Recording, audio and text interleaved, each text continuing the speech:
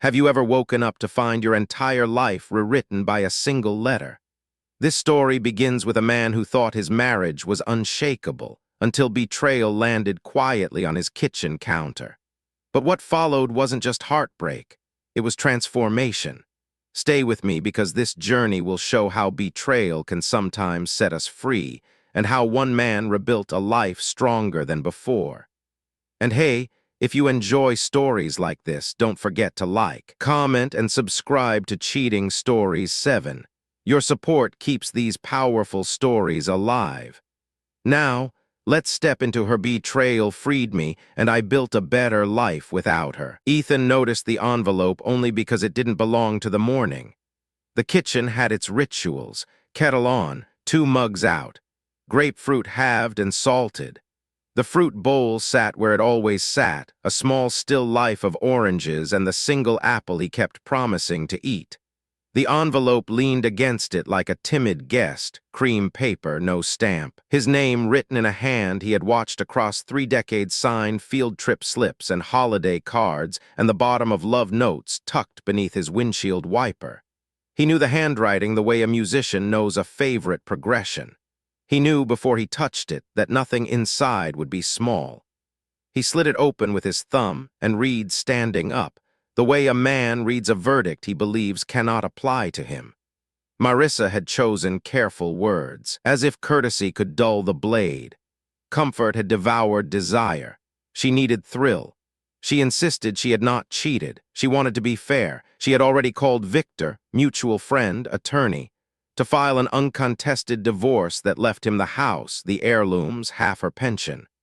She had taken clothes and personal things, and with a line that tried to be tender, asked him to cry in private so they could still pretend civility at the children's events. There was even a promise to read any response he wanted to send. She had signed her name like a closing door. He read it again. The letters blurred and steadied and blurred. She had not lodged a single grievance. Not a complaint about the way he loaded the dishwasher or the way he fell asleep during late movies or the number of nights he graded papers at the kitchen table with headphones on, his foot tapping to a beat inside his skull.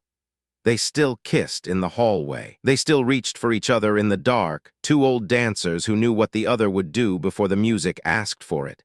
If there had been a crack, he had mistaken it for sunlight. He slid down the cabinet until the tile took his weight. The refrigerator hummed like a witness that would never be called to the stand. The kettle screamed and then shut itself off. A neighbor's car started. Somewhere a dog barked twice and then thought better of it. In the small pause between ordinary sounds, he felt the shape of the life he had been living collapse without noise, as if silence were its most honest form. By noon, he had performed the only ceremonies he could think of. He showered with a beer because it made him laugh once in college and he needed something that didn't hurt. He drank a second in the steam. He opened a third and took it with him to the cellar, where the cool air gave him permission to be reckless with the better bottles. Numbness takes practice. Ritual imitates control. By evening, the kitchen lights were too bright to look at, and he turned them off, letting the house sit in the soft blue that arrives when a day has been used up and cannot be rescued. He woke on the basement rug with his cheek stuck to the Merlot he had not fully sopped, mouth cotton dry, body old in new places. Memory came in slices. The letter, the envelope, the way her name at the bottom had not looked like a promise or a threat, only an end. He went upstairs and threw up quietly as if someone were sleeping. He lay on the bed and stared at the ceiling fan until the blades became a coin spinning. When it slowed, he remembered his grandfather's rule, delivered to him in a church hallway that smelled of lilies and floor polish the day his grandmother was carried past on a wave of flowers. 3 days for the dead. Then the living must rise. Cry, scream, kick a door if you have to, pray if you remember how. Break and then be done. He had not understood it at 11. He understood it now in every part of him that ached. He named the marriage a death because it deserved the dignity of one. He granted it a wake. He granted his heart the howl. He turned off his phone and let the warnings accumulate like weather he could not fix. He ate nothing except a heel of bread because the idea of choosing felt obscene. He spoke aloud to the empty room so the words wouldn't sour inside him. By the second night, his grief ran out of volume and began to speak in inventory. The third morning, he stood barefoot in a patch of sun on the kitchen floor and said, "Enough," and did not know until he heard it that the word belonged to him. Ethan gave those hours everything his body could offer and everything his mind could throw at him. The first morning after declaring enough, his body betrayed the word. Rage rose like a tide he could not command. He punched through drywall until his knuckles split and white dust clung to his hair like ash from a fire he had never started. Frames shattered, glass exploding in corners like stars he no longer believed in. Pictures of anniversaries, birthdays, children in Halloween capes, all cracked and fell at his feet. The marriage had ended quietly on paper, but in his house it ended with thunder. He screamed until his throat burned raw. He shouted into silence, the kind of sound that is more animal than human. Anger for a moment felt like oxygen, but it was not endless. By the time night returned, fury had drained into exhaustion. He collapsed on the basement floor, cheek pressed to the sticky rug still stained with spilled Merlot. Sleep did not grant him mercy. Dreams replayed her letter in a cruel loop. Comfort devoured desire. She needed thrill. She had already called Victor. He woke again and again, swearing at the silence because even nightmares were kinder than memory. By the second day, grief arrived. It crawled in like a trespasser and refused to leave. His fists ached, his chest caved in, and tears came harder than he thought a grown man could endure. He cried like a boy, the kind of cry that folds your body in half and steals your breath. His voice cracked into empty rooms. He begged God for explanations, cursed shadows for listening too quietly, cursed himself for every moment he had failed to notice what had been leaving him. Food turned to ash in his mouth. He tried toast but spat it into the sink. Even water tasted heavy. His body was hollow. His hands trembled from lack of strength and excess of sorrow. He walked barefoot outside into the gravel driveway just to remind himself that pain had layers. Each sharp stone pressed its own truth into his skin. You are still here even if you don't want to be. Neighbors waved casually, unaware of the storm consuming him. Children biked past, sprinklers arched water across yards. The world spun forward as if nothing had been broken. That was what enraged him most, that his devastation had no witness. That grief, so loud in his chest, made no dent in the normal rhythm of a street. He slammed the door behind him, angry at the ease with which life ignored him. He returned to the kitchen, the crime scene of that letter, and whispered its phrases until the words became meaningless.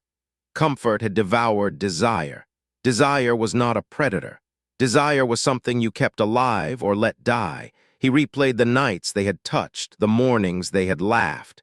Just days before the letter, she had kissed him with a familiarity that felt eternal. How do you practice betrayal with a smile on your lips? If she had rehearsed her exit, she deserved an award for the performance. By evening of the second day, anger returned, but quieter now, sharper. He smashed plates into the sink, watched them shatter like punctuation to sentences he could not finish. He hurled a lamp into the garage wall, a final act of violence toward objects that could not strike back. Then came the mirror. He punched it once, twice, until blood painted the reflection. His own face stared back at him through cracks like a stranger trapped behind glass. He hated that stranger and pitied him at the same time. When his body gave out again, he curled on the cold bathroom tile, cheek pressed to porcelain as if the tub itself could defend him. He fell asleep there, shivering against the chill. The third morning broke differently. The sun found him first, slanting through blinds, cutting through the dust. Light carried judgment, but it carried mercy too. He stood barefoot, shaking, his knuckles raw and wrapped in makeshift gauze. His lungs drew in the first deep breath in days. And then, with a voice low but steady, he spoke a word into the silence. Enough! It was not a shout this time. It was not a bargain with grief. It was a verdict. He showered until the water ran cold, watching pink trails of diluted blood swirl into the drain. He dressed himself in clean clothes, not out of vanity but survival. He called his children, his voice steadier than he expected, assuring them that he was safe. They did not believe him, but they wanted to, and that was enough. He called the charity truck next. He would not live in a house curated by someone who had abandoned it. He refused to let the stage she had decorated keep playing her ghost.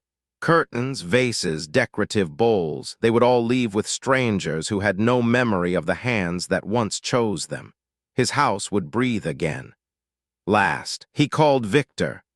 The prenuptial agreement, born from an old argument at a dinner table where her father had insisted and Ethan had resisted, now stood like a shield. Papers were ready, the divorce would be clean. "I can slow it if you need," Victor offered gently. Ethan surprised himself with the steadiness of his reply.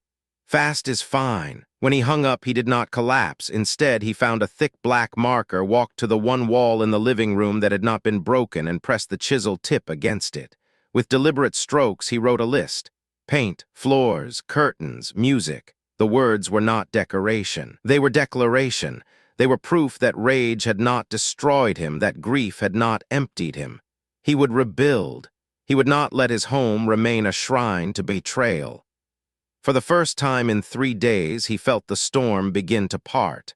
The sky was not yet clear, but at least he knew which way to walk. The list on the wall stared back at Ethan, 4 words written in black marker, bold enough to demand obedience. Paint, floors, curtains, music, they were not chores, they were commandments. After 3 days of collapse, after rage and grief had burned through him, he knew he could not sit inside ruins anymore. The house needed to breathe again, and so did he. The first stroke of the roller felt less like painting and more like a decision. The coral walls, once chosen by Marissa to make the living room warm and inviting, vanished under coats of eggshell white. The roller hissed against the surface, leaving behind brightness that felt clean, masculine, chosen. Each pass was steady, methodical. The crown molding, painted sharp and crisp, looked like the jawline of a man reclaiming his own face. Sweat ticked down his temples, and his arms burned from the repetition, but he welcomed the ache. Pain from labor was different from pain of betrayal. One weakened you. The other rebuilt you. When his body begged for rest, he switched hands and kept going. By noon, the room had transformed. The light came through the windows differently now, bouncing against new paint, carrying none of the shadows she had left behind. He opened the windows wide, letting the stale air escape in long sighs. The house exhaled as if it, too, had been holding its breath for far too long. The carpet came next. Mauve plush, chosen by her, he hated it. With a box cutter, he sliced into it, dragging the blade back until the fabric peeled like a skin he no longer needed. Strip by strip, he tore it out, rolling the heavy sections into bundles that thumped when he shoved them aside. Beneath, the hardwood revealed itself, oak boards dulled by dust but still stubbornly alive. He knelt, ran his palm along the grain, and felt splinters bite into his skin, proof that the floor had survived, waiting patiently to be seen again. He worked like a man chasing absolution. Vacuum roaring, pliers snapping out hidden staples, knees bruised from crawling. Each crack in the floor felt like history asking him to acknowledge it. He did, then sanded it smooth. He wiped the boards clean, whispering to no one, "You deserve better." The mantel was next. He stripped it of frames, turned the photographs face down, and stacked them carefully in boxes.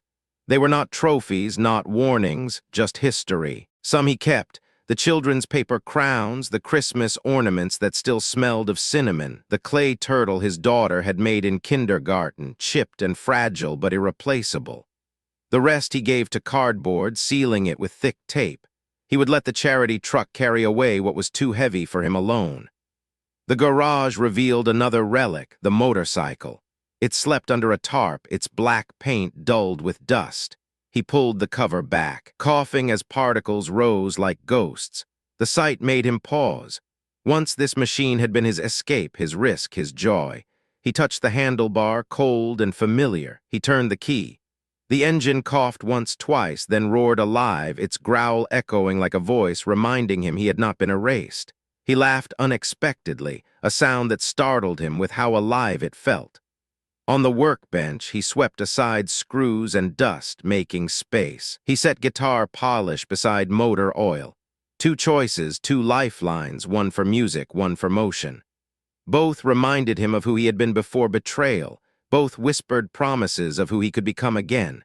He tacked a fresh sheet of paper to the wall above the bench and wrote in thick strokes, replace outlets. New drawer pulls, sand and stain, call the glass guy, tasks, yes, but also anchors. When the charity crew arrived, they rolled dollies through the house with the efficiency of men who had seen grief before. "Sure about the curtains?"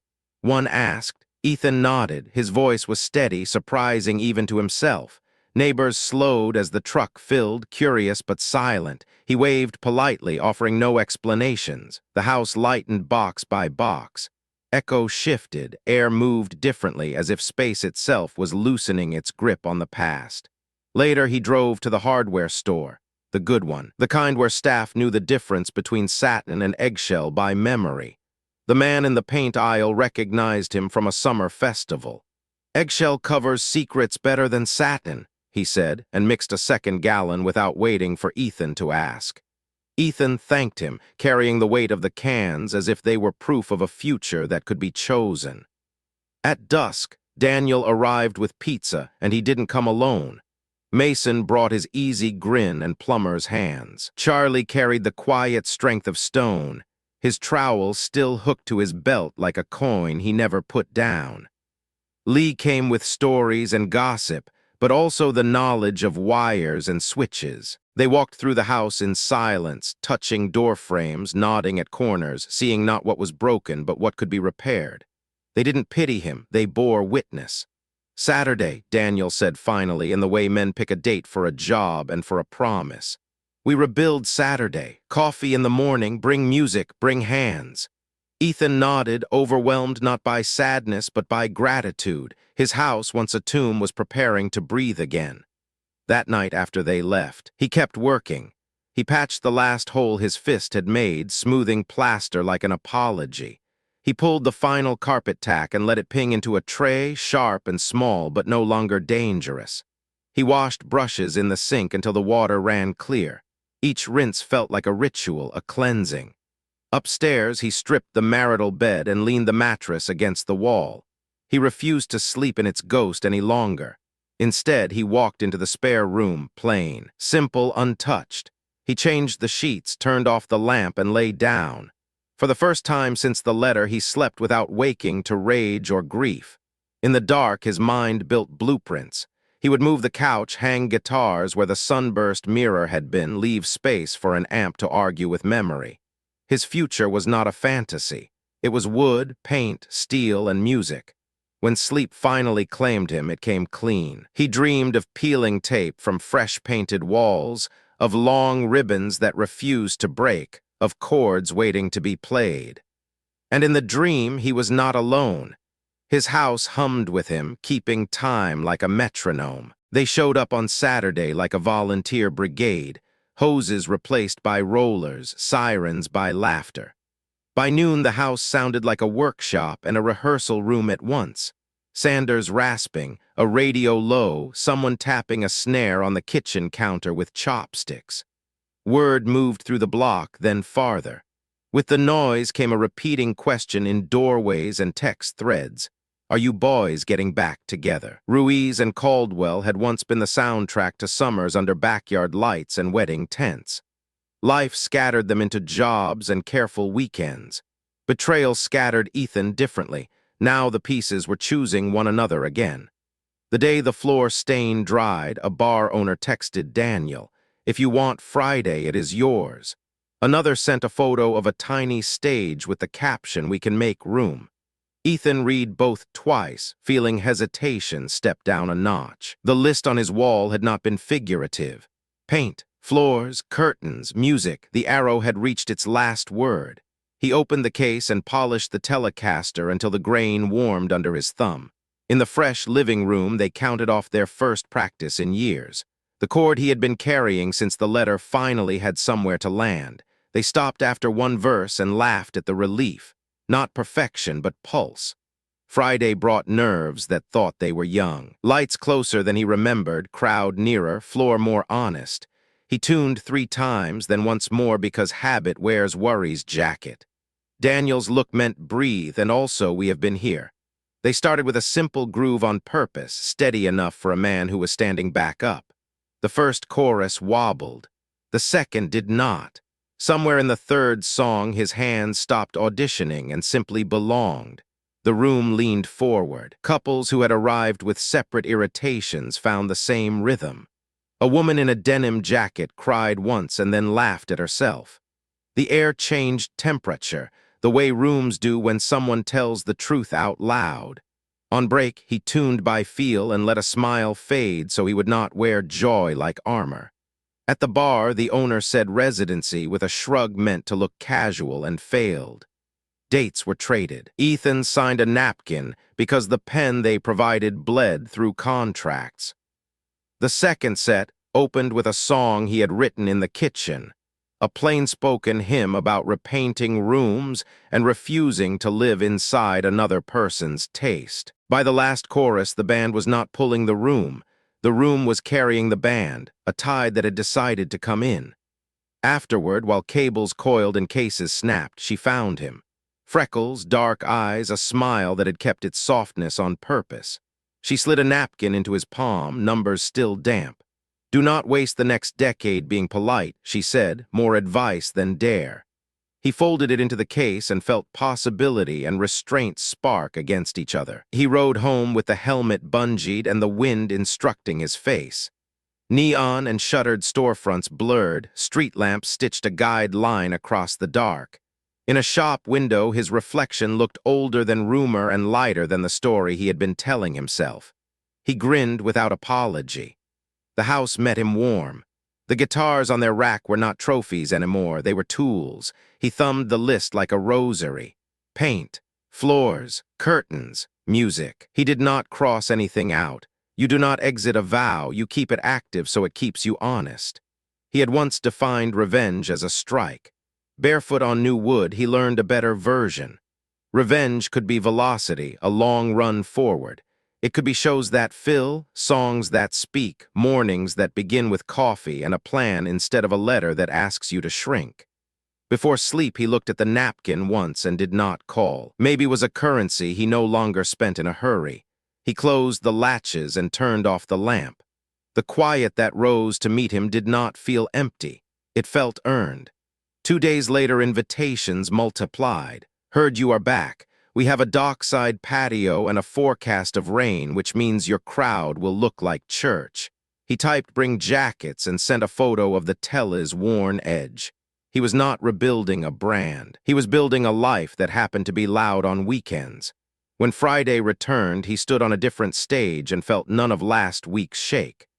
Daniel raised his chin, counted them in. Ethan struck the first note and watched the room choose to meet it. The sound did what sound does when it is honest. It lifted, braided, then brought people safely back to themselves. As the set closed, he stepped from the mic and let the crowd sing the vowel.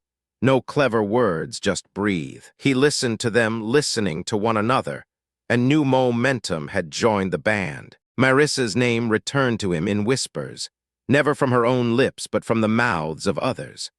A neighbor mentioned seeing her at a resort 2 towns over, white cabana curtains shifting like lungs behind her while a man's laughter poured across the pool. A teacher at Ethan's school swore he spotted her in a convertible, hair loose in the wind, driver too young to look responsible and too careless to hide it. At the wine shop, the cashier said she came in with a stranger who called her babe too loudly, then paid with a wad of cash as if he were allergic to permanence. Each account carried its own flavor, but all of them tasted the same, spectacle, not substance. Ethan learned to master the choreography of the shrug. A lifted brow, a polite half-smile, a thank you that closed the conversation. He did not fuel the rumors, he let them die on other people's tongues. But in his mind, he kept a ledger, not of numbers, but of names. One in particular began to repeat itself. Carter Voss, always Carter, as if gossip itself had chosen a single syllable to underline. Carter was described as charming, reckless, magnetic to women who should have known better. He carried borrowed watches, borrowed cars, and if the stories were true, borrowed lives. Ethan never wrote the name down. He did not need to. Some warnings etched themselves into memory. The children visited often, reconnaissance disguised as concern. They brought casseroles he did not need and questions that hovered longer than spoons above plates. Noah peeked into the garage and grinned at the motorcycle under its folded tarp. Max ran a finger down the fretboard of a guitar and nodded as if tuning himself to Ethan's progress. Lily lingered in the kitchen, mug in hand but untouched, words heavy on her tongue. Finally, she said it. She's lonely, as though loneliness was a debt Ethan was obliged to pay. He looked at his daughter with steady eyes. "You can be kind without moving backward," he told her. His voice was soft, but it did not bend. Love and obligation are not the same thing. The children did not like it, but they were adults now, and adults can disagree without dismantling the table. Friday nights at Jimmy's became ritual. The band was no longer testing itself. It was claiming itself. Songs pinned the weak in place, loud and honest, the kind that make a room believe again. Sundays brought gigs at the harbor, salt air weaving through chords while couples leaned close against the chill. Invitations multiplied, festivals, restaurants, small-town fairs that wanted music to turn concrete into memory. Ethan stopped measuring his days against Marissa's letter. He measured them in sets, in riffs, in encores. He measured them in the way strangers' faces leaned forward when his voice carried. And yet, the rumors pressed in like background noise. They found their way into casual texts, into well-meaning questions from neighbors, into the shy curiosity of his students who thought teachers did not have private lives. "Is it true? Are you okay? Did you hear?" Ethan learned not to answer with words. He answered with motion, strings tuned, amps warmed, miles added to the motorcycle's odometer. Forward was the only rebuttal he trusted. One evening at a street fair, a blonde woman stepped out from a row of food trucks, her profile sharp against the neon glow. She introduced herself as Sienna, name sounding like the color it represented. She touched the back of his Harley with the casual ownership of someone who knew freedom when she saw it. "Does it still remember how to be fun?" she asked, eyes daring him. He laughed, not the broken laugh of grief, but the genuine kind, startled from somewhere new. He handed her a helmet, climbed on, and let the road answer the question. They took the long way because long ways make better stories. The river ran silver under the moon, the bike's engine a heartbeat beneath them. At a stoplight, she leaned close and asked, "Are you always this careful, or is tonight an exception?"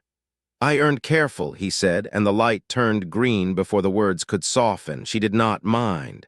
He dropped her off near a dented sedan with a bumper sticker about voting. She gave him a look that asked nothing and promised nothing.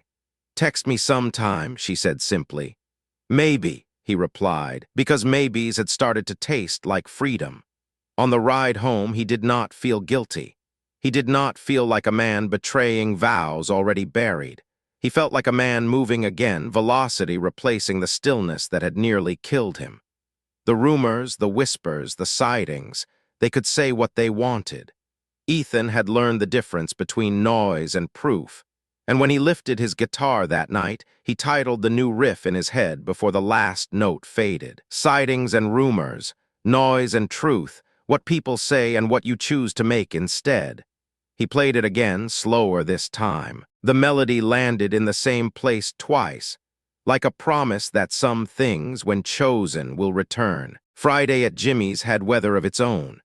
The second set always began the moment the room tipped from warm to electric, when tables cleared, bodies drifted closer, and strangers agreed to be a crowd. Ethan felt that turn in the bones of his hands as he slipped the strap over his shoulder and counted a breath. Then the door opened, and a slice of summer cut across the bar. Marissa stepped in with Carter and another couple, laughter bright and overpolished, the kind meant to keep questions away. He did not flinch. He lifted his chin toward Daniel. A small nod moved the whole band an inch to the left. Mason eased the tempo, letting the groove breathe. The song they had planned dissolved. Ethan shifted keys and let a new progression rise, chords that sounded like doors closing softly and windows deciding to be honest. His voice was steady. He did not sing to her. He sang to the truth which travels farther. Verses rolled like measured distance. He sang about repainting rooms you refuse to lie in, about a house that learns its own breath, about debts you do not owe and apologies you stop buying. The cheers came warm, not cruel. The room heard a man refuse spectacle. That is its own kind of relief. Halfway through, Marissa slipped toward the back, fingers trailing surfaces as if touch might organize her thoughts. Carter stayed planted at the bar, raising a glass to himself, flirting with applause the way moths flirt with street lamps, mistaking heat for love. He leaned into the couple they were with and said something that made the woman set her mouth in a thin line. Ethan watched from the edge of his vision and filed it like a date on a receipt. On break, he took the back hall to the green room. Strings found pitch under his fingers. A bartender set a beer by his amp. He held it and didn't drink. The door cracked. Daniel's wife slipped in with the soft face of someone delivering weather. "Bathroom," she murmured. She tried to fix her mascara, hands shaking. She wasn't ready for you to sound like that. Ethan looked at the floor until the news landed without noise. He was not the man who hunted the past down in mirrors. He was the man who returned when the red light blinked. He set the bottle aside, tuned the B string again for the pleasure of the snap, and walked back out when the stage called time. The second half moved like a river after a bend. They opened with a pocket you could walk through. The room swayed into a single body, then an old original, leaving before you're asked because dignity swings both ways. Couples found each other's hands. Ethan allowed himself one quick smile during a solo that traced forgiveness without stepping inside. Carter elbowed to the lip of the stage near the end, grin tilted for cameras that weren't there. He shouted a request baited with fame. Ethan met his eyes, nodded as if he hadn't heard, and counted a different tune. The crowd followed the band, not the interruption. Carter lifted his glass to nobody and nearly tripped over a monitor, turning away. A bouncer measured him from 3 feet and decided not to teach the lesson the night would finish on its own. They saved the quiet one for last. A finger-picked line that landed where breath lands after a hill. Ethan sang softer than ice settling in a glass, and the room leaned inward until even the clink paused. Words were plain on purpose. It is not love if it needs witnesses. It is not home if you have to whisper to make it stay. When the final chord opened and faded, people exhaled first, then clapped, the way you clap for someone who walked a rope and didn't ask you to celebrate the danger. At the merch table, a woman his age waited with purposeful patience. "I filed this morning," she said. "Thought it meant failure. You sang about repainting. Maybe I need new colors." He wrote her name carefully on a CD and slid it back. "Pick bold ones," he said. "Let the neighbors talk." She laughed, cried once, then folded the disc under her arm like a plan. Behind the bar, Daniel counted the till, shaking his head at the hall. The owner made a circling gesture that meant every Friday next month and mouthed residency like a secret that wanted sunlight. Ethan nodded. Prosperity arrived as muscle memory, less about cash than about rooms that choose to breathe with you. He took the alley. Night had cooled enough to sting the skin honest. Near the lot, Carter argued too loudly with the couple they'd come with, posture built for performance. Marissa stood 10 feet away, arms folded out of his orbit. She looked at Ethan once over Carter's shoulder, not apology, not plea, a border acknowledged. Ethan raised 2 fingers in a neutral salute and kept moving. The Harley started on the first turn. He didn't pull the helmet. The air punished his face in that good, tidy way.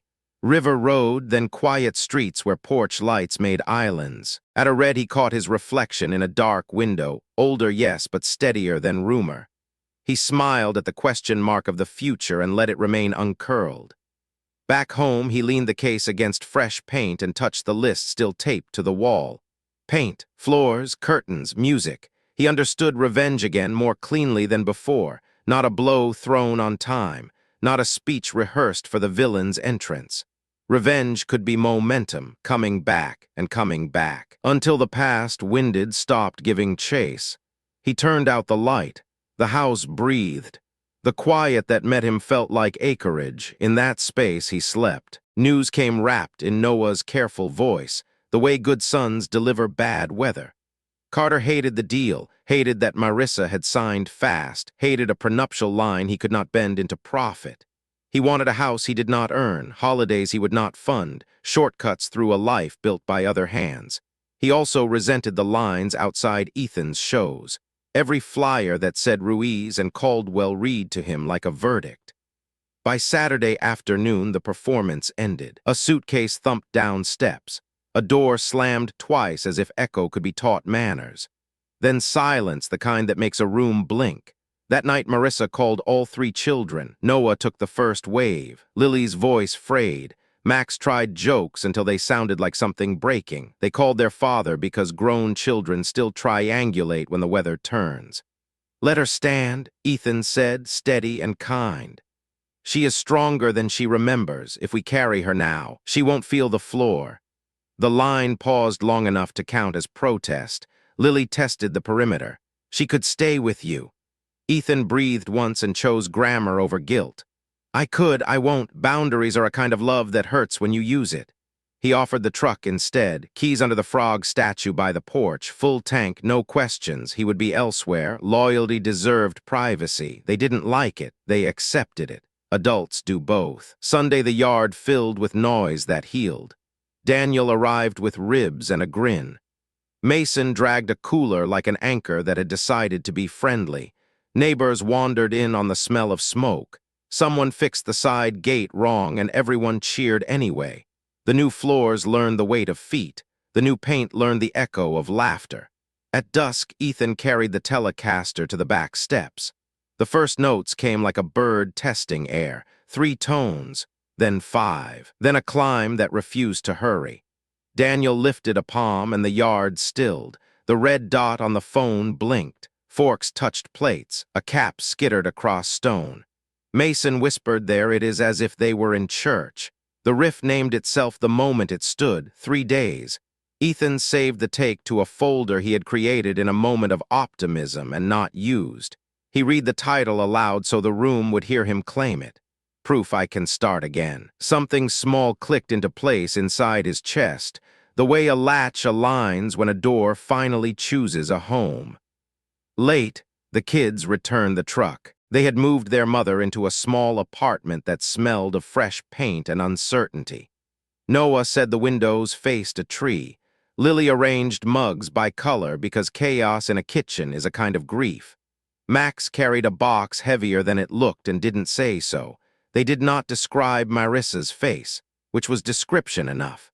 Ethan lay awake and pictured a first night in a room that did not know her. The lamp's single click, the refrigerator's unfamiliar hum, the way loneliness balloons if you feed it. The old version of him would have driven over with a toolkit and a plan. The current version stayed in bed and let morning do its work. Before noon, he sent Daniel the voice memo. 10 minutes later, a drum loop arrived, rolling like water over rock. Bass followed, steady as a heartbeat you trust. By evening, Ethan had written a harmony that braided without stealing. He dragged the file into the same folder and spoke the title again, not as bravado, but as inventory. "Proof I can start again." Midweek, Lily appeared with a houseplant and an apology he did not require. "You were right about letting her stand," she said. He hugged her anyway. Being right is a poor substitute for being useful. She inhaled and smiled. "It smells like wood and work in here." "Good," he said. "I am building something you can visit without worrying it will collapse." When the door closed, the house settled like a body finding the right chair. Ethan looped the riff until his fingers ached and the room learned its shape. Words tugged at him, but he refused to rush language. Patience disguised as discipline. Some hurts need to stand unrescued so they remember how to heal. The rumors did not stop, they only changed volume. A text here. A sideways mention there. Carter's name kept floating like oil that refuses to mix with water. Ethan let it be a sheen he would not swallow. He trusted the slow grind of truth, the way it wears through lies the way tide wears through stone. On Friday, the band played the harbor. Salt combed the air. Couples leaned close against a wind that made strangers kind. They opened with the new groove and let the room step into it. In the second set, Ethan tried the skeleton of 3 days. The crowd did not cheer like discovery. They exhaled like recognition, as if the song had been waiting for them too. Back at home, he labeled cables, wiped down fretboards, set the guitar in its rack where Son would find it in the morning. He poured water instead of wine. He touched the list on the wall with one finger and felt the day ease under him.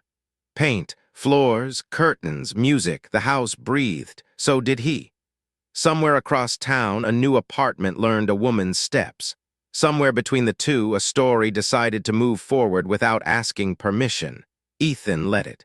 He turned off the light and let the quiet hold. Carter had always thrived in the shadows, sliding into women's lives at their weakest, dressing manipulation as charm, and vanishing before debts could be tallied. Ethan had no interest in chasing him with fists or filing lawsuits that would stretch grief into another year. No, his plan was quieter and sharper. Revenge, if it deserved the word, would be truth spoken in a room where no one could look away. The idea began like most important things. Around the band's practice table, grease-stained pizza boxes stacked high, beer bottles catching the fluorescent light. Daniel leaned in, lowering his voice even though the garage door was already shut. "I know a bartender," he said. "Guy's sister got burned by Carter last spring. If we want proof, not rumors, that's where we start." Ethan didn't hesitate. Proof mattered more than vengeance. Proof had gravity. Within a week, the binder landed in Ethan's hands, heavy with receipts and dates. Hotel bills left unpaid in someone else's name.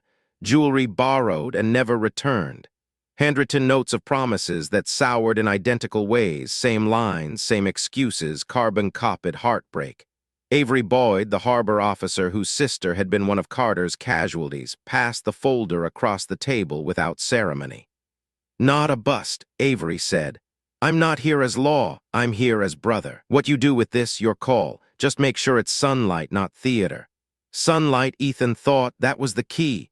The opportunity came fast. Saturday night at the Harbor Restaurant, a venue where salt air pressed against glass, where locals expected music but were just as willing to witness truth if it happened in front of them.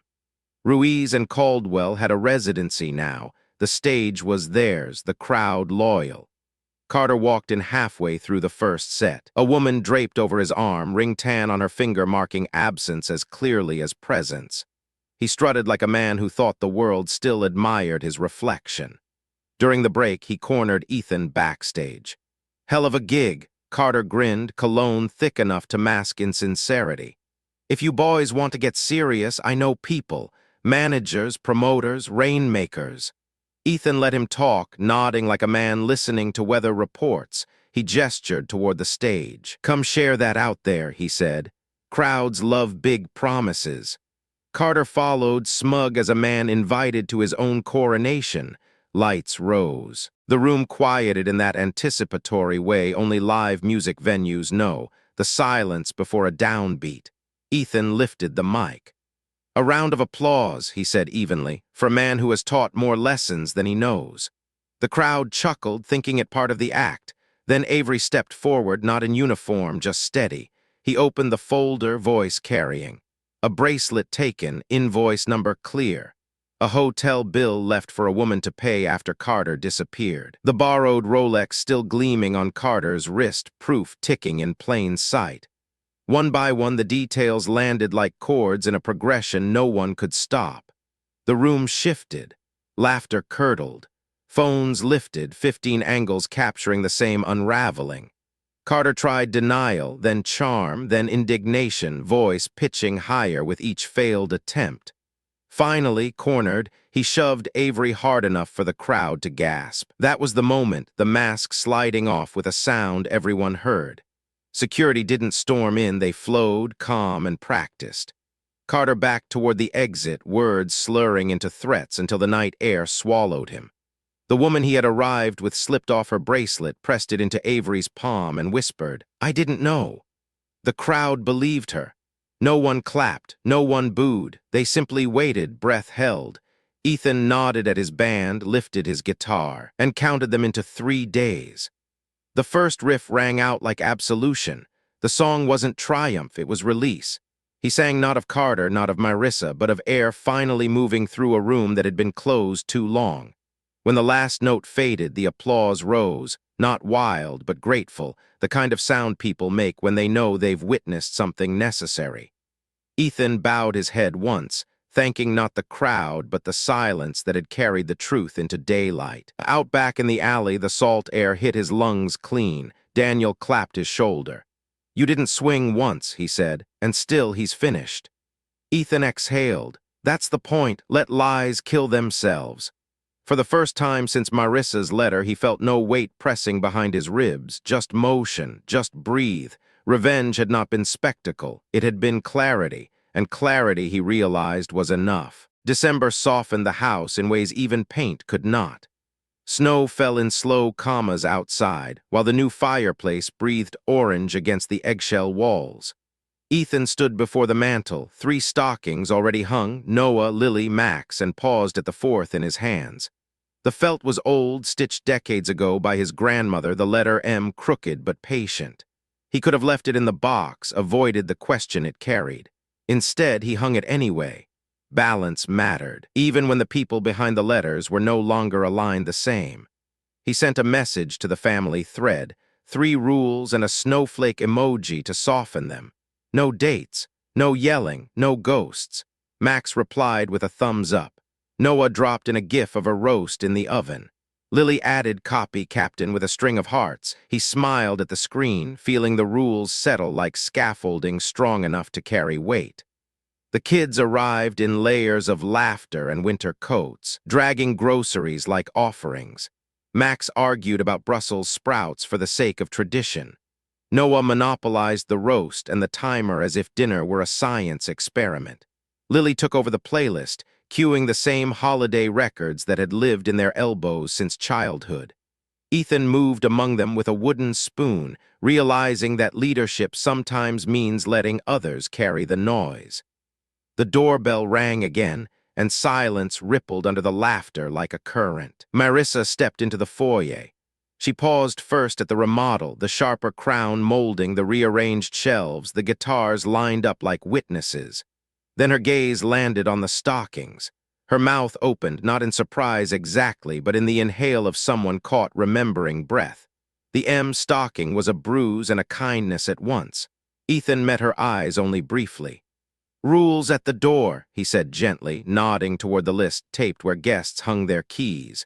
No dates, no yelling, no ghosts. Marissa read it, then smiled carefully as if testing the ground beneath her feet. "I can do that," she whispered. Lily broke the tension with a hug. The boys followed with clumsy jokes about kitchen duty. The current carried them forward. They cooked until windows fogged. Laughter bent the walls. Stories resurfaced, old disasters told softer this time. Max's year in dinosaur pajamas, the Christmas tree that had collapsed, the papier-mâché angel that drooped like a tired tulip. Marissa dusted flour on her sweater and didn't notice. Ethan noticed. He handed her a towel and she took it as though accepting a treaty.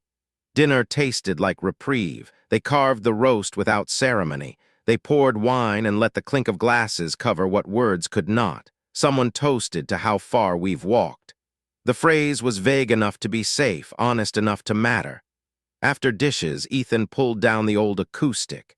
His fingers found chords everyone knew, even those who pretended otherwise. They sang quietly, just enough for the house to hear itself. For the first time in years, silence in that house didn't feel heavy. It felt held. Later, as coats were lifted and boots tugged on, Marissa lingered in the doorway between kitchen and hall. Her hand brushed the frame he had sanded smooth back in September. "Thank you," she said softly, "for treating me as if grace were easy." Ethan shook his head. "Grief taught me grammar," he replied. "Subject, verb, move." She laughed once, quick and genuine, and looked away before it could turn into something else. He walked her to the guest room, the studio now, cables coiled neatly, sofa bed unfolded. He set a t-shirt on the arm, a glass of water on the crate that passed for a nightstand. "Light sticks," he said. "Pull the chain if the lamp lies." "Copy," she answered, relief tucked inside the word. At the door, he hesitated only long enough to prove hesitation was no longer a habit. "Good night, Ma." "Good night, E." The symmetry was deliberate this time, not automatic. He returned to his own room, the spare, still plain, and fell asleep quickly. Sleep claimed him like a song the room already knew. In the morning, evidence told him she had not slept much. A glass shifted half an inch. The guest light left low, footprints faint on the rug. She had folded the towel back into a square too neat to be his and straightened the M stocking. Quiet gestures, softer than apology. He made coffee for 4 anyway. The children drifted in, hair mussed, eyes still fogged with dreams. Marissa came last, sweater changed, hair tied, apology invisible and therefore present. They ate leftovers for breakfast, laughter less sharp but no less real. No vote was taken on what came next. The day moved on its own legs. At the door, she touched the posted rules once more. "No dates, no yelling, no ghosts," she repeated, as though reciting a spell. "Add one?" "Maybe later," Ethan said. She nodded, understanding that boundaries were whether you live inside them but you don't control them. When she stepped onto the porch, the air argued for scarves. She turned back once. "Thank you for the stocking." He shrugged, which in their new grammar meant "you're welcome." The door closed behind her. The quiet that followed wasn't empty. It was full of breath, of rules that held, of a house that finally sounded like home again. When the last car pulled away and taillights vanished, the house folded back into quiet. The fire had settled into a steady breath, logs collapsing to bright ribs. Ethan poured 2 glasses of wine and set them on the hearth. He did not invite, he simply sat, and Marissa joined him. For a while, the room spoke for them, crackle, hiss, the occasional sigh of pine sap giving up its ghost. Marissa's gaze stayed on the flames. When she spoke, her voice carried no ornament. "I told myself I was bored," she said, each word as if it had been rehearsed in silence.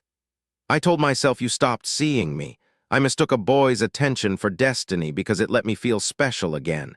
And to keep living inside that lie, I sharpened you into a villain. That way leaving felt like rescue instead of betrayal." Her hands twisted in her lap. "I became unfaithful in my head long before I crossed any bed. I rehearsed freedom like a speech, and when it turned out to be just another street with potholes, I blamed you for not paving it." The fire snapped, as if punctuating her confession. Ethan let the silence carry weight before he answered. She went on, softer now. "I wanted a plot twist. I didn't care if the author had earned it, and to justify myself, I weaponized what made you kind. Your calm I called dull. Your generosity I called distance. Every time you chose quiet, I told myself it was proof you didn't care." Ethan's voice was low, even. "Quiet can be a wound or a room. I didn't know which one I was building until it was empty." Her shoulders sagged. "I ruined something rare," she whispered. "Not because I wanted someone else more, but because I wanted to feel new again. And when that novelty vanished, I realized I had vandalized the only good that was truly mine." He studied the firelight shifting across her face. For a moment he remembered her at 22, hair smelling of diner grease, teaching him to waltz in a kitchen too narrow for dancing. He remembered her asleep on a couch years later, their child on her chest, TV muted, beauty unphotographable. "We had rare," he said finally. "But rare dies if you stop feeding it. I didn't starve it on purpose. I also didn't notice when it grew thin." Her eyes glistened. "I expected to feel replaced when I saw you on stage. Instead, I felt proud, and pride was worse, because it meant I'd tried to erase the very thing I first loved you for." "You didn't erase it," he said. "You only stepped out of frame. I kept the instrument." She nodded, a small surrender.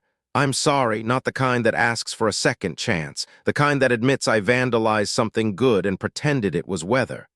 Ethan didn't rush to forgive, but he let her words land. "I forgave you the day you left," he said.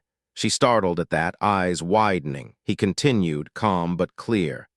Forgiveness and reunion don't speak the same language. I can speak one without promising the other. The fire thinned to coals, glowing like punctuation. Marissa drew a breath. If all I ever learn now is to say thank you without expecting an answer, is that still allowed to be beautiful? Ethan studied her not as memory, not as debt, but as a woman holding her hands to heat she had nearly destroyed. Yes, he said, beauty doesn't have to sign paperwork. For a moment the air loosened. She laughed once, unbroken this time. He stood, added a log to the fire, and watched it take flame slowly, stubbornly. They sat again, not touching, not plotting futures, simply letting a small, honest fire do its work. When midnight neared, he fetched a blanket, laid it on the sofa bed in the studio, set a glass of water by the lamp. At the threshold, he paused. "Good night, Marissa." She looked up, face lit half by fire, half by shadow. "Good night, Ethan." He closed his own door. The house creaked in familiar places. The fire dimmed to a heartbeat. Forgiveness had pulled up a chair. Reunion had not been invited. Somewhere between them, truth decided to spend the night. April's conference seated them at the same round table, name badges shining under hotel LEDs, coffee cooling into a habit. Panels on burnout drifted past like weather you can't vote on. They traded small jokes that landed clean. In public, they were careful, history present, storyline unclaimed. During the break, she touched his sleeve, light as a request that already knows no. "Sunday," she said, "ride up the coast. I'll bring lunch if you bring the road." He measured the sentence against the rules taped to his key hook. Then he nodded. "Yes." He tuned the Harley the way a man tidies a thought before speaking it. Tire pressure, chain, lights. The small rituals that say you can trust your own hands. She arrived in boots and a storm glass jacket, hair gathered like it might change its mind and be forgiven. The engine cleared its throat and the street opened, a ribbon convinced of purpose. Wind wrote temporary script on their cheeks and tore it away again. Towns unspooled into dunes and scrub. The ocean kept pace on their right like a confidant with good boundaries. She held his waist at first with caution, then with memory. The bike smoothed into its old authority. He felt his ribs accept it, the steady hum that replaces adrenaline with something steadier. They stopped at a pull-off where a waterfall shouldered through rock into green glass. She climbed the wet steps with more grace than he remembered, fingers grazing the rail, breath turning to steam.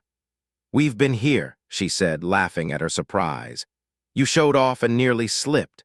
He held up his forearm so the old scar could nod. Proof sometimes hides in plain sight. Tourists performed the moment with phones. They didn't. They let the noise bevel the month's hard edges.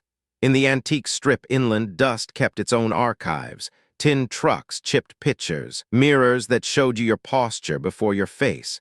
He disliked these shops, history pretending to be useful. But he liked how she lifted a piece of carnival glass to the light, the bowl flashing an oil-slick rainbow that made the word hosting catch in her throat.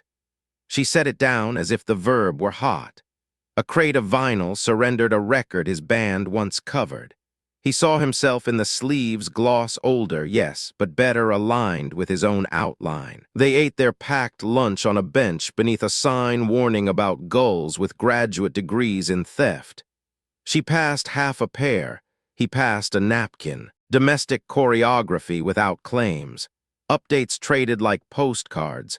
Noah's project, Lily's switch of clinics, Max's patients arriving on the same bus as his new chord changes. When conversation thinned, silence took the table and no one had to stand. Afternoon widened. They rode farther than planned because plans can be fences if you forget to check the gate. At a roadside stand, he bought 2 coffees. She sugared his the old way without asking. He didn't correct the ratio. Some habits earned tenure. Dinner on the pier turned forks into punctuation. The water folded itself into neat lines and learned lavender at the edges of sky. "You look lighter," she said, then winced at the word. "The house, I mean, it breathes better," he answered. "So do I." She nodded, adding nothing to a sentence that didn't need decoration. On the bluff road home, the headlights skimmed wild grass. Silver eyes blinked in the verge and vanished. At a red light, she rested her helmet on his shoulder. Pressure said what language tends to overdo. He did not move away.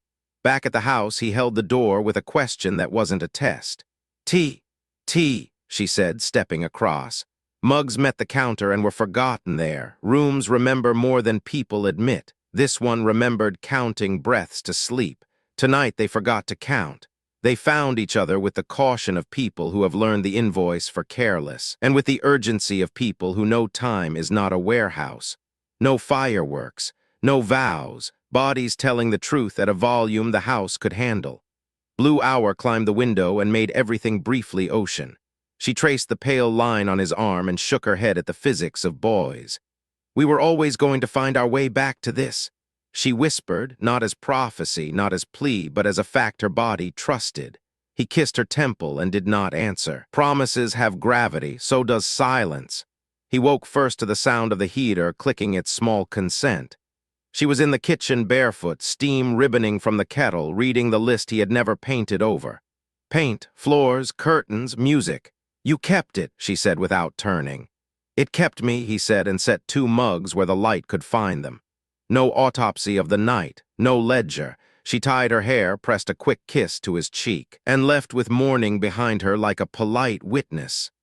He stood in the doorway after the lock caught, letting the quiet test its range. Maybe waited where urgency used to sit, unafraid, unashamed.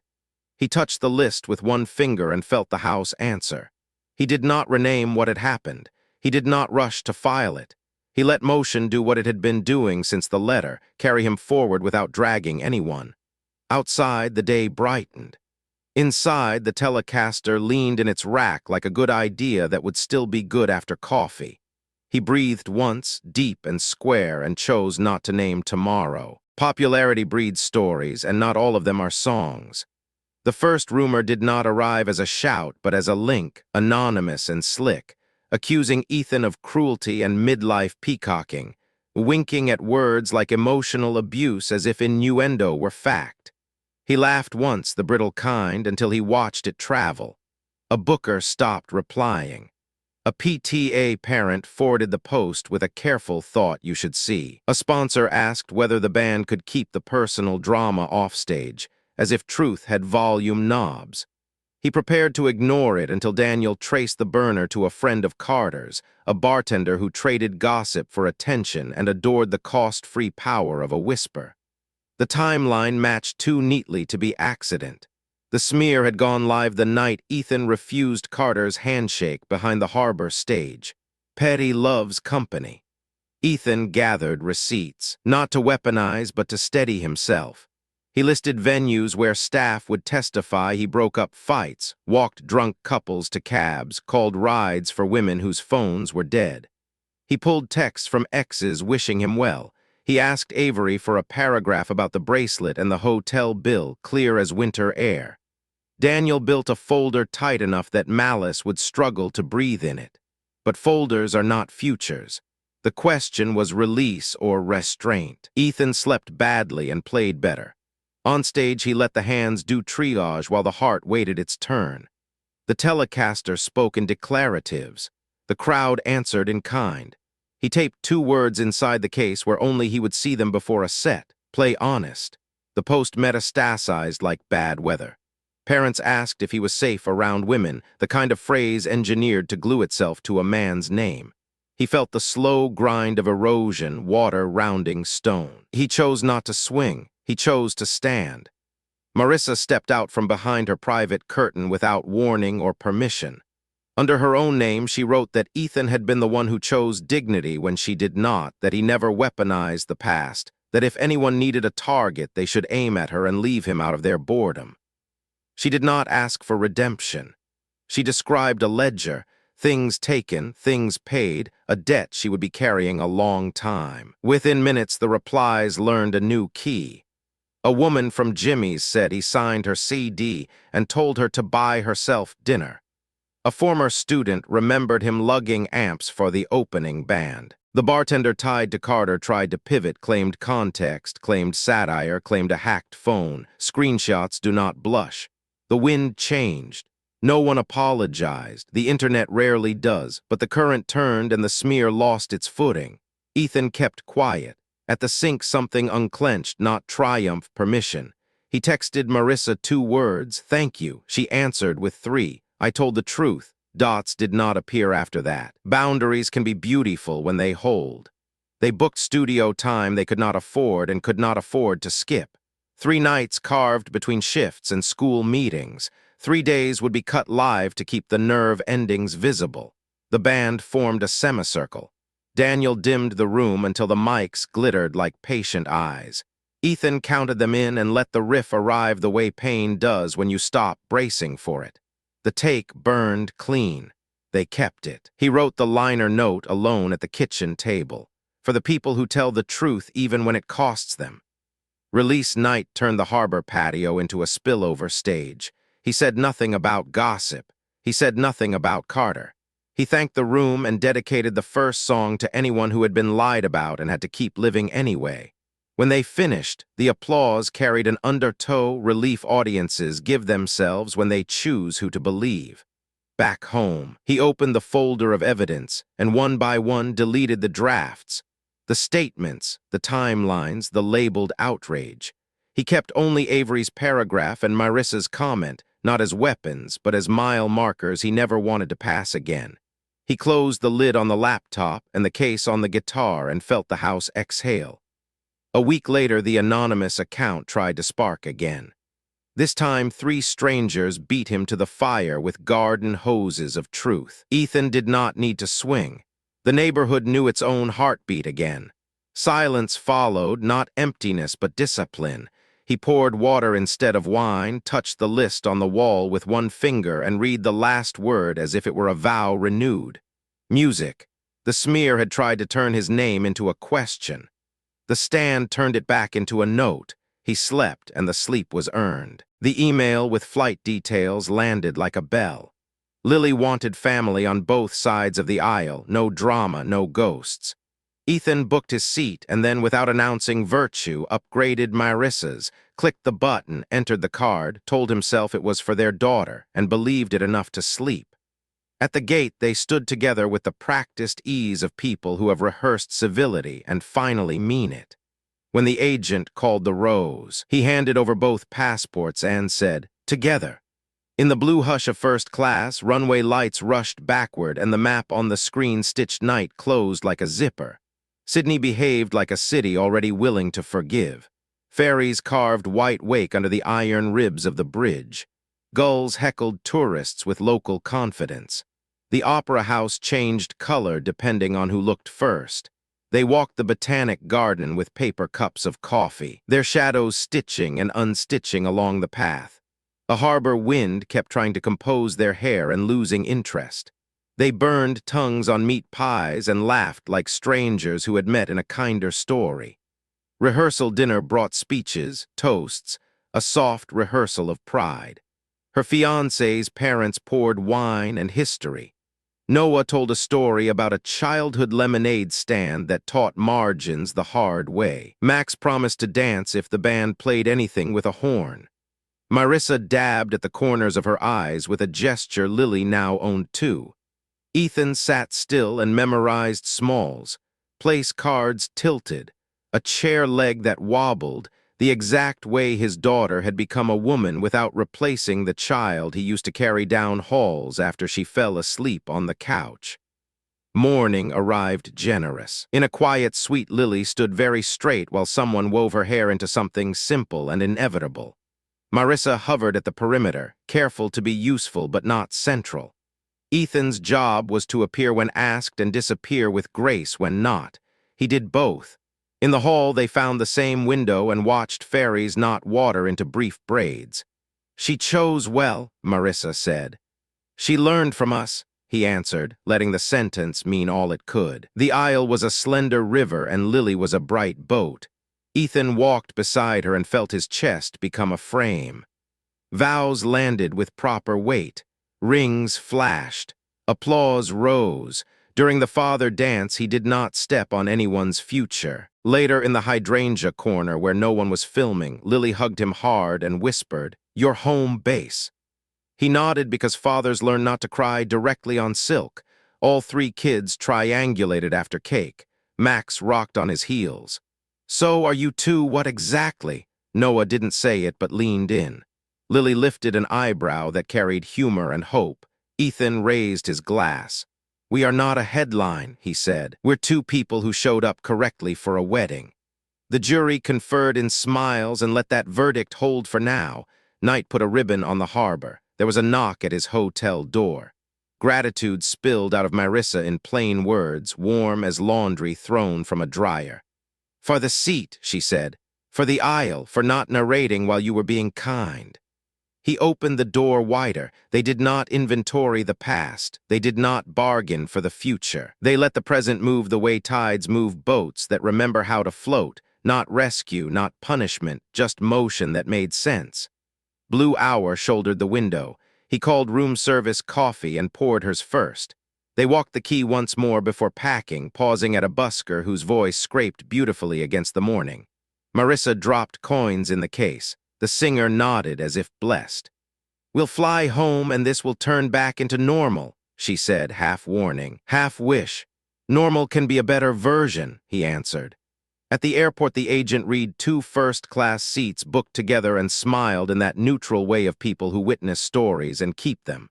Over the Pacific, she reached halfway for his hand and stopped, not out of fear but respect, fingers resting on the armrest like a kept promise. He saw, closed his eyes, and let the gesture lie where it belonged, between gratitude and restraint. Back in their own city, jet-lagged and full of a week that fit nowhere, they parted at the rideshare queue with a hug that did not aim past itself. "For Lily," he said again. "For Lily," she echoed, then added softer, "and for you." He watched her car go and felt no pressure to name anything. The rhythm would ask for a tempo change when it wanted one. For now, the downbeat was clear. Keep moving, keep kind, keep honest. He headed home with the quiet in him tuned to mercy, and the guitar case waiting where morning light could find it. The night carried the aftertaste of rain, a damp perfume that mingled with the sharp tang of motor oil rising from the cooling Harley. Each metallic tick from the engine sounded like a confession too small to matter but too honest to ignore. Ethan stood on the driveway with his jacket half unzipped, watching the porch light draw a circle around Marissa as if she were caught between two worlds, his past and his present. She didn't ask to come in. Instead, she stepped closer until the halo of light washed across her face, softening the edges of years that had cut them both raw. Then she spoke, not with the tremor of someone begging, but with the calm of someone laying tools in a row, offering choices instead of demands. "Friend," she said first, letting the word rest in the air.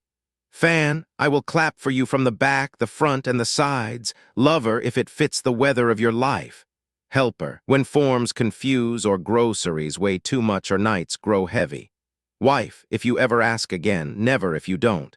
The list didn't feel rehearsed. It felt lived. She took a breath, steady as a craftsman measuring before the cut. "I won't ask for exclusivity. I won't drag our past into your kitchen. I won't turn nostalgia into debt. I will love you in the grammar you can handle without forcing conjugations you never signed up for." Ethan let the words settle. In another time, he might have rushed to interrupt, to smooth her edges or challenge her offer. Now he simply listened, feeling the porch light hum above them like a second witness. "I should have led with this," she added, lowering her voice, "but I'm not asking for promises. I'm offering permission. You picked life up when I set it down. I won't make your hands heavy again unless you want them to be." Ethan shifted his gaze past her shoulder, to the house he had rebuilt with paint and rules and music. He thought of the list still taped to the wall: paint, floors, curtains, music, words he had written when silence was too empty to bear, vows he had kept without anyone else's permission. The truth rose in him like a tide that had waited long enough. "I've been obeying women's orders my whole life. My mother, my sister, my wife." His voice was calm, not bitter. "Only recently did I learn how my own voice sounds when it isn't just harmony." Marissa nodded, as if she had rehearsed this part too. Not to argue, but to accept the shape of what he had found. "I like my house uncluttered," he continued. "I like my calendar loud with music, but empty of obligations that aren't mine. I like the bed I sleep in because it holds no ghosts, and I like waking up without checking the weather of someone else's moods." He paused, then smiled slightly, softening the edges. I won't trade that freedom for a story nostalgia wants to sell back to me. Her lips curved, a corner lifted in recognition rather than triumph. I know nostalgia cheats. It edits the awkward out and the magic in. That's why I came with nouns instead of claims. I don't want to inherit the house back. I only wanted to lay options on the workbench. He surprised himself by laughing once, easy and unarmed. Thank you for nouns. The silence that followed was not awkward. It was a pause long enough to show they both knew the price of words. The street stayed quiet except for a dog that barked twice, then thought better of it. At last Ethan spoke again, softer now. Walk with me if you want, but don't fence me. No fences, she said immediately. Trails, not rails. She lifted her hand, palm forward, not asking for a vow, only for calibration. He pressed his palm to hers, an honest contact without history's shadow. Ground rules? She asked, half grin. He thought of the Christmas list that had worked like a quiet treaty. No ultimatums, no triangulating with the kids, no telling the internet what belongs in private rooms. Her reply came just as quick. No tests, no scorecards with other women's names, and no stage kisses unless you mean them off stage too. They both laughed, and the laughter behaved itself, gentle, not greedy. When she finally stepped back toward her car, she looked at the house once more. For what it's worth, she said, I like your house this way, it looks honest. He didn't answer, but the warmth in his chest agreed. As her taillights dimmed down the block, Ethan stood in the fading porch light and listened to the Harley's last tick. Inside, the wall still held his list. He touched the final word with one finger, music, and added another silently in his head. Choose. Freedom didn't feel like defiance anymore. It felt like breath. He wasn't looking for secrets. He was looking for a lemon. The ceramic fruit bowl, heavy and painted with curling leaves, rocked in his palms. A soft click sounded from beneath. Frowning, he lifted the bowl and noticed a thin seam at the base, a false bottom he had never seen in all those years of living under the same roof. He pressed his thumb against it. The panel gave like a sigh. Inside lay a single sheet of cream stationery embossed, his name written in the same hand that had once signed permission slips, birthday cards, and the note that ended their marriage. The page felt heavier than it should, as if it carried not just words, but choices already expired. He unfolded it slowly, standing barefoot on the cool kitchen tile, and read the postscript that pretended to be tender. If you chase me, I will let you catch me. The sentence wasn't love. It was a test. A maze where devotion was measured by pursuit, where forgiveness was begged by those willing to reenact her script. For years he had thought the letter she left was the ending. Now here was a second ending, one that implied the first had been bait. Ethan didn't rage. He didn't cry. He didn't fold the paper into neat quarters and file it beside old wounds. He walked to the fireplace, laid the page on the grate, and watched the flame take its time. Edges curled, ink thinned, smoke lifted like petals darkening into air. The paper turned to silence, and silence at last to release. Then he went to his desk, the same desk where bills were stacked and liner notes scribbled. He pulled out a fresh sheet, crisp and waiting, and wrote what he had never yet written with clarity. No flourishes, no justification. Just the sentence composted long enough to bloom. Thank you for leaving me, Marissa, because your betrayal made space. Space for paint, for music, for rules that held, for a heart that could stand without leaning on apologies. He left the letter unsigned. He didn't need a name to recognize himself. He slid the page into his guitar case beside the folded napkin with Sienna's number, still uncalled, still clean with possibility.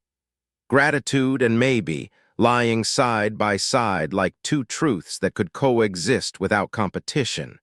He closed the latches with a finality that felt like air moving through lungs unclogged. That night the harbor room was full before sunset, windows spilling late gold across cymbals and shoulders. The crowd's chatter braided into a single hum. Ethan tuned first by ear, then by habit, then by touch. Daniel caught his eye, the look of an old friend who knew storms had passed, but also knew jackets were still necessary. Ethan stepped to the mic. I used to think revenge was a strike-hand run, he said, voice almost light.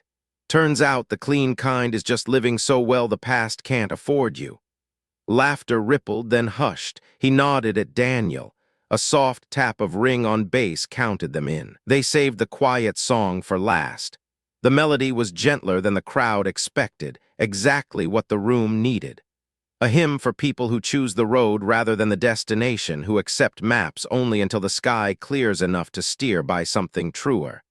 Verses opened like windows. The chorus landed like a tide easing ashore. Near the end, Ethan stepped back from the mic and let the room sing the vowel. No words, just breathe carried together. A choir of strangers returning permission to one another. When the last note thinned into thread and broke, the applause rose, not fireworks, but harbor boys tolling steady and sure. They played the encore because joy deserves to be said twice. Afterward, he packed slowly, letting gratitude soak the edges of exhaustion. A woman pressed his palm and said his song had convinced her to sign a lease alone. A man in a wedding ring said he was going home to repaint a room he had feared. Ethan thanked them, but without pretending he had built their courage. Music is a door, people still have to walk through it. Outside, the alley smelled of salt and charcoal from nearby patios. The night pressed cool against his skin. Daniel clapped his shoulder. "Whatever you burned," he said, "you look better for it." Ethan laughed once. "Just paper." He swung a leg over the Harley. The engine answered on the first turn. The alley widened into road, the road into choice, the choice into motion. Streetlights stitched a new line across the night. At a red light, he caught his reflection in a darkened shop window. Older, yes, but finally unburdened in a way youth rarely earns. He grinned at the question mark of the future and left it uncurled. Back home, he leaned the guitar case where morning light would find it. On the wall, the list still waited: paint, floors, curtains, music. He touched the last word with one finger and silently added another. Choose, the house breathed, so did he. The past wandered off at last, counting its coins. The present stayed barefoot, unafraid, with enough song left for tomorrow. And that's where his story ends, not in bitterness, but in freedom. Her betrayal broke him, yes, but it also freed him to rebuild, to rediscover music, love, and life on his own terms. So let me ask you, what would you do if the person you trusted most betrayed you? Would you fight to hold on or walk away to build something better? Share your thoughts in the comments below. I'd love to hear them. And if you found this story powerful, make sure to like, subscribe, and turn on the bell for more dramatic stories here on Cheating Stories 7. Until next time, take care, and remember, sometimes revenge is simply living better without them.